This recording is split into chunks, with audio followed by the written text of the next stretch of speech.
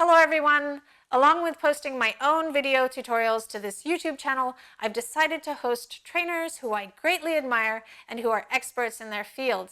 Today, I am honored to be hosting Mara Velez on the topic of dog play, so I hope you enjoy her expertise and insight on this topic. Mara Velez is a certified professional dog trainer and also the executive director of the Shelter Playgroup Alliance. You can find out more about her and the Shelter Playgroup Alliance in the description below. Hi, my name is Mara Velez, and I am the Executive Director of Shelter Playgroup Alliance. And I'd like to thank Emily for inviting me on the Kika Pup YouTube channel to talk about dog play. So when we think about dog play, we want to consider what good looks like probably first, and then I'll contrast that with what might be a little concerning behaviors and when we need to intervene. And then I'll show you some demonstrations of the process for helping dogs get to good, and assessing whether dogs want to play with one another. So first thing is that dog play is actually most often, at least good play is most often between two dogs. So if you think about your own social interactions and when you have the best conversations with friends, and the best connection with friends, that's usually one-on-one. It's hard to manage having a really good interaction with a group of people. So similarly, good dog play generally occurs in a dyad or in a pair too. The next thing that we look for is that the bodies are loose. So what does loose look like? It means that the musculature is nice and relaxed, that there's a lot of curvature and bending in the spine. So we see C curves in the spine quite often, that the weight shifts when a dog is moving, their weight shifts are fluid and intentional, that they're not super stiff in moving. One of the other things that actually might be a little bit of a surprise to a lot of people is that there is break taking about every 30 seconds, which is interesting. So the pace of the play will look like play, play, play, pause, play, play, play, pause, and then maybe a longer half a second, full second, as opposed to a fraction of a second pause. And then oftentimes there's a couple of minutes of play, and then the dogs walk away and do something different, and then they re-engage. So we want to see lots of space given and breaks taken, to give us an indication that that's a really good play pair, that the two dogs are listening to each other well and respecting each other's boundaries, and then giving each other a break every once in a while. The other component, so I was just kind of talking about space, but also like during the play. Not that the dogs are separating completely, but that they are giving each other a bit of space. Whether they're jaw wrestling, they're not fully engaging and gripping and holding for long periods of time, that there's some airspace between the dogs physically also, if they're like running and chasing, or even if they're doing some ground wrestling, there's a little bit of space in between the dogs. So that airspace is a really important component. And then the next thing is that there is a lot of shifting of what the dogs are doing. So while dogs may have some preferences for the things that they like to be able to do, so some dogs prefer chase or wrestling, or jaw wrestling, when dogs are interacting with each other really nicely, they will be really flexible with each other. So they'll negotiate what that play looks like. So we want to see regular shifts in activity. So we hear this concept of a play style quite often. And so there's no real evidence for play styles per se, that a dog will do this one thing only. But usually that super repetitive activity is a good indication that things aren't going well in play. So let's then shift to thinking about what not good play looks like. Not good play is, we often see it in large groups. So we see the dogs are overwhelmed. They're not super relaxed in a larger group setting. So quite often we might see in a dog park, if things are going well, dogs may find a playmate that is a good match for them, and then they might go off. So it's not that having groups of dogs is a bad thing where there is enough space for them to get away from each other and select out a good playmate. But larger groups of dogs, like 4 or 5 dogs that are interacting with each other, usually is not a good indication of play or appropriate play. Another thing that we look at, so in contrast to those loose spines and loose musculature, are tense bodies. So the muscular tension, if you think about when you're in a social setting and you're a little worried, your shoulders may get really tense. Your core may get tense, and then that gives us an aligned spine. Similarly with dogs. So if their bodies are really tense, then we see that absence of curvature. So we see some spinal alignment. And when the dog is walking, often they're walking as if they're, really stiff and worried about things. Another aspect of not good play is that there's not break taking. So that they're doing the same thing over and over and over again, without taking breaks, without giving the other dog a little bit of space. Similarly, and this often happens at the same time in those not good play interactions or not play interactions, is that one dog is pursuing another, that the enjoyment is just one-sided. So one dog's like, I really want to interact with you, and the other dog's like, I'm not so sure about that. Hey, maybe you can give me some space, or if I'll interact with you if we do this thing, but not that.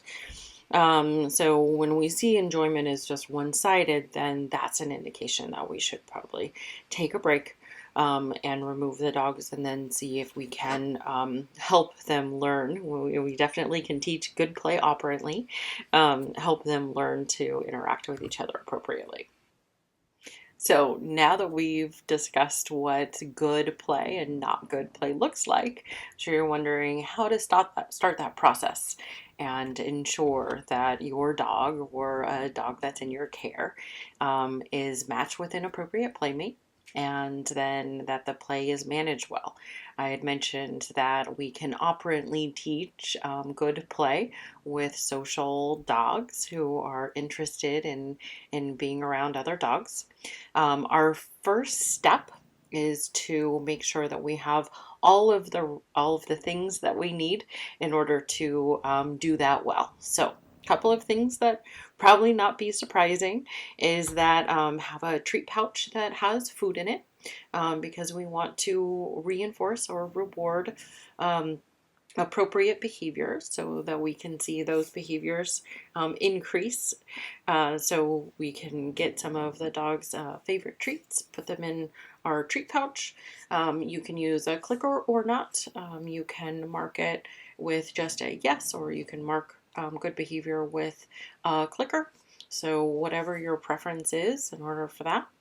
And then also having something, you can use your voice, but also potentially having something like a little squeaker that you can get the dog's attention so that they orient back to you if you haven't trained it fluently yet. And so you get the dog's attention, and then they turn their head back to you, and then you reinforce. So that's the basic setup for what's on you, and then what you have on you, and then what the dog has on them is a harness and a leash. So I prefer that dogs meet each other on a harness because we don't want any inadvertent corrections or any pressure around the neck. But if your dog isn't comfortable in a harness and they're okay on a flat collar, That's okay. It's not the worst, but definitely prefer a harness with a back clip. Because we're not directing the dog. So if we have a front clip harness, the idea is that they're pulling in one direction and that they're being sort of redirected in the direction that you would like them to go. The back clip harness means that it's a safety, so that you're holding onto the dog for safety, and not letting them sort of rush up on the other dog. But so I prefer that the dogs are clipped on the harness using the back clip. So that's what's on you, that's what's on the dog. And then the first greeting for two dogs is that they're in protected contact. What is protected contact? That means that there is a secure fence or barrier between the two dogs, that they have visibility between the two of them so that they can see each other's body language. We start a little ways away.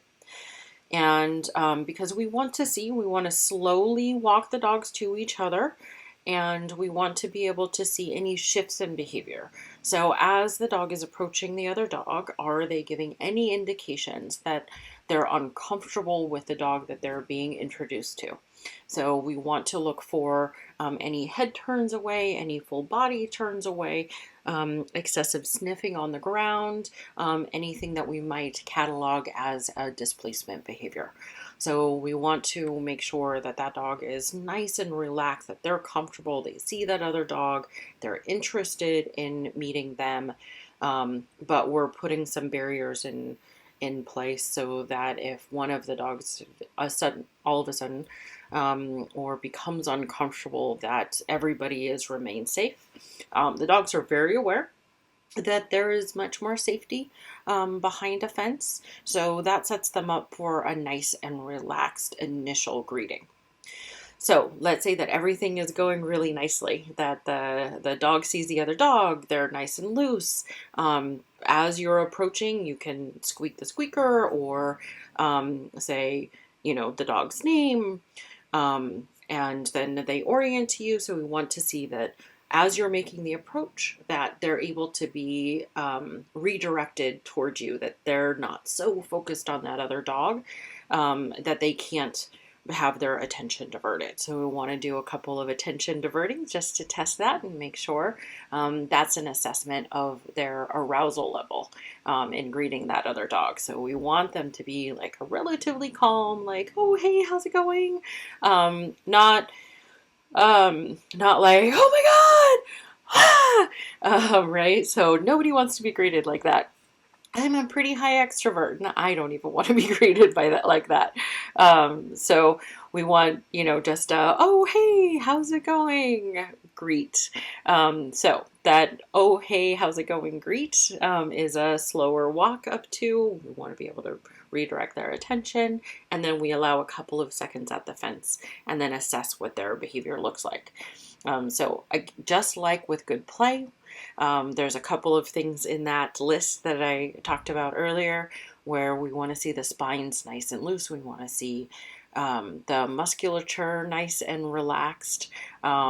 We'd like to see that maybe there's a play bow. There doesn't necessarily need to be a play bow.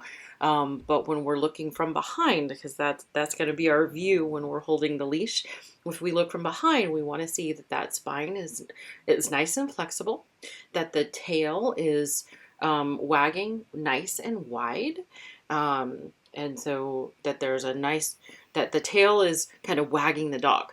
And that's a really good indication of high affiliation or real positive interest with that other dog. So we'll take a look at what that looks like now. So you see that these two dogs are interested in each other. That's an example of that really wide tail wag where it looks like the tail is wagging the dog.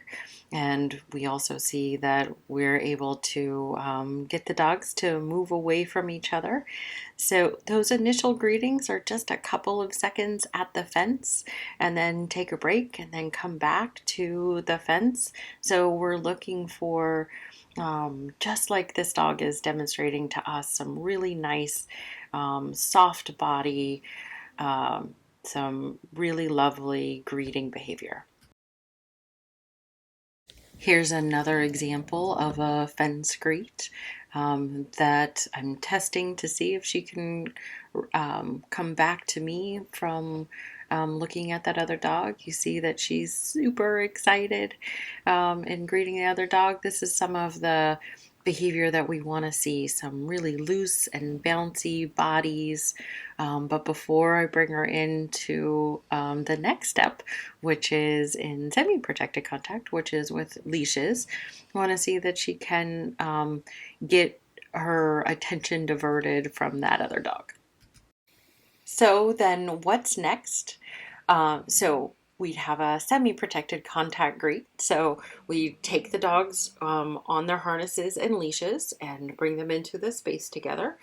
So semi-protected contact means that there is a handler who is attached to the leash, holding the leash, and which is attached to the harness, which is on the dog.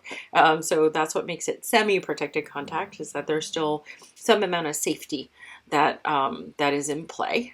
Just like our fence provided quite a bit of safety, the harness and leash provides a level of safety as well. So if the dogs get uncomfortable with each other, that they're easily separated.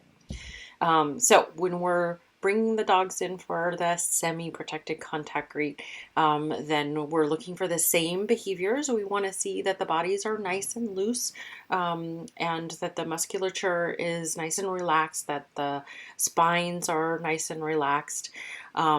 We want to also see that the dogs are greeting each other about 2 seconds in the butt, 2 seconds in the face. Don't want anything super extended.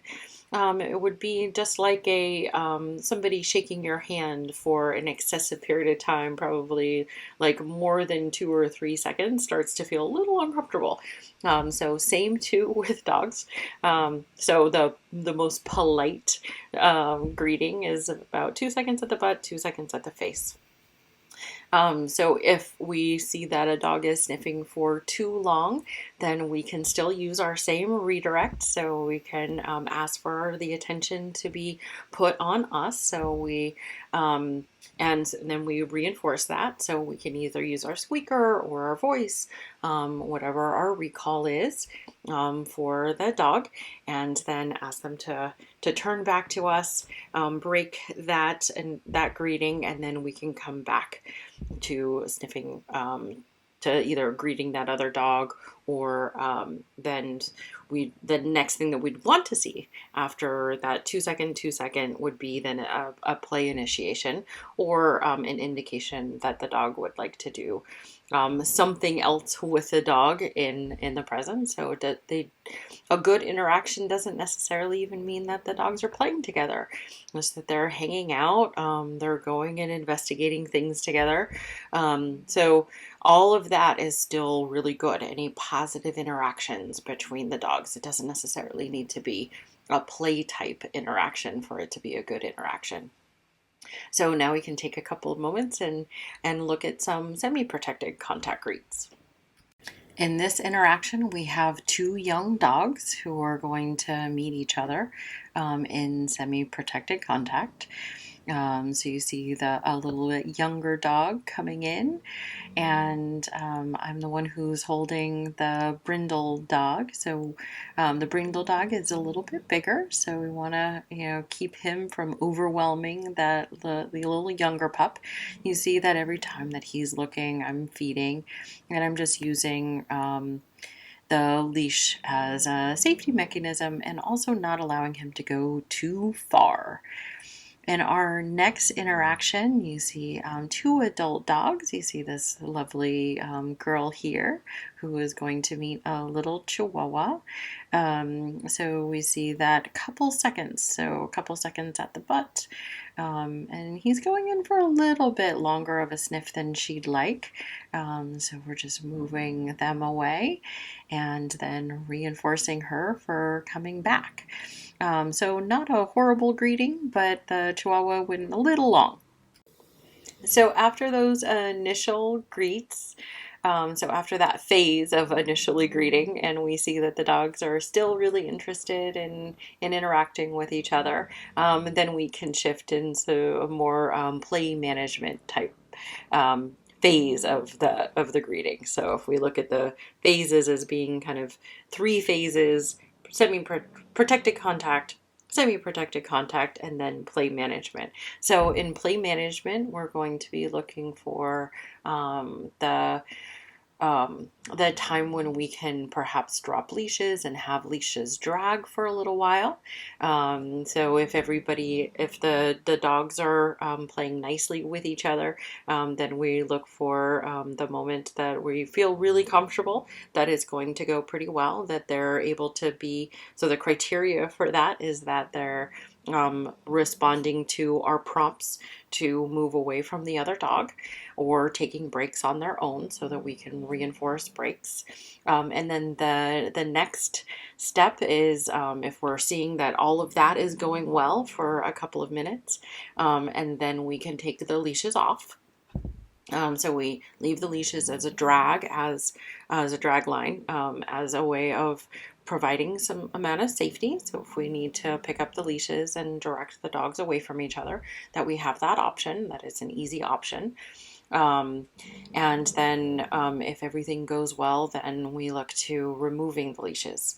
So again, we're, we're prompting lots of breaks. So every couple of minutes that we're taking a little bit of a break, and then feeding the dogs, doing maybe asking them to do a couple of operant behaviors that they know, either targeting or sitting, or, a spin, or, whatever sort of trick that they may have learned. So you can prompt a number of behaviors. When we're prompting those behaviors, then we're also looking for their arousal level to return to some level of baseline.